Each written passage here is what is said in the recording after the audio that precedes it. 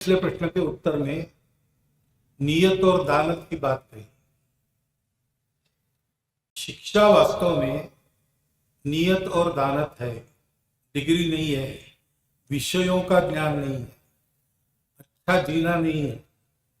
अपने अपने प्रकृति के अनुसार जानवर भी अच्छा जी लेते हैं, उनको स्कूल कॉलेज जाना नहीं पड़ता। जानवर के नाते मनुष्य भी कर लेगा। इस देश में अनेक उदाहरण है, शिक्षित नहीं है लेकिन शिक्षित लोगों को नौकरी पर रखते हैं। जीवन भौतिक दृष्टि से सुखी हो ये तो अपने साहस पर और उद्यम पर निर्भर करता है। उद्यमम साहसम धैर्यम बुद्धि शक्ति पराक्रम, इसमें शिक्षा का नाम नहीं है।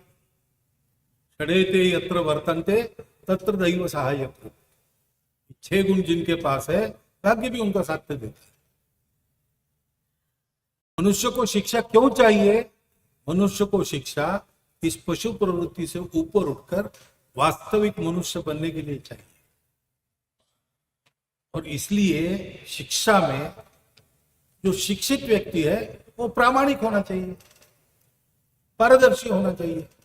जो शिक्षित व्यक्ति है वो सुसंस्कृत होना चाहिए, नहीं तो शिक्षा का क्या उपयोग है।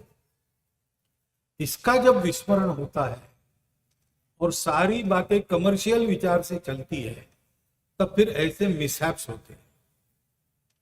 मैं उसको कोई अपराध या गलती नहीं मानता, मैं विश्वास रख के चलता हूं, इसलिए मुझे मालूम नहीं निश्चित क्या हुआ, लेकिन न्यूज सुनने के बाद मैंने ऐसा सोचा कि गलती से कुछ हुआ होगा, गलती से ही हुआ होगा।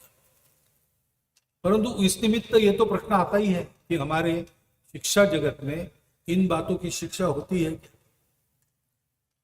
वो कोई नवाचार नहीं है, वो सनातन आचार है।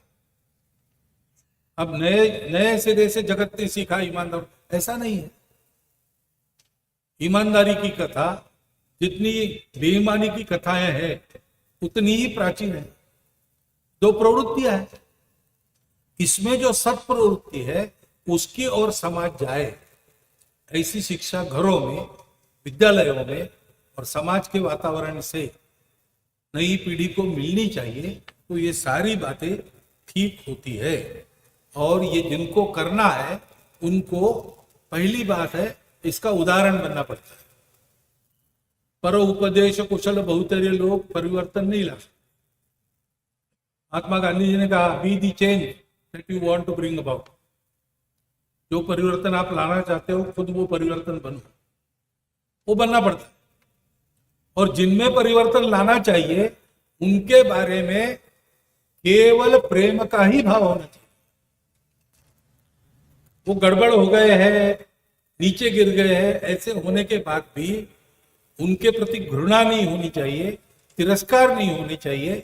विचार ऐसा आना चाहिए मन में कि ऐसे हुए हैं क्योंकि अपनी जिम्मेवारी किसी ने नहीं भी निभाई, मेरी जिम्मेवारी है, ये मेरे अपने हैं, इनको इस गर्ता से बाहर निकालकर मैं अपने बराबरी लाकर खड़ा करूंगा। ये स्वभाव विकसित करना पड़ता है। ये करके जब सभी शिक्षाओं में, खेल की शिक्षा में भी, कला की शिक्षा में भी, रोजी रोटी की शिक्षा में भी शिक्षक चलेंगे तब छात्र जो सुनते हैं वो नहीं सीखते, जो पढ़ते हैं वो नहीं सीखते। छात्र वही सीखते हैं जो देखते हैं, दिखाया जाता है।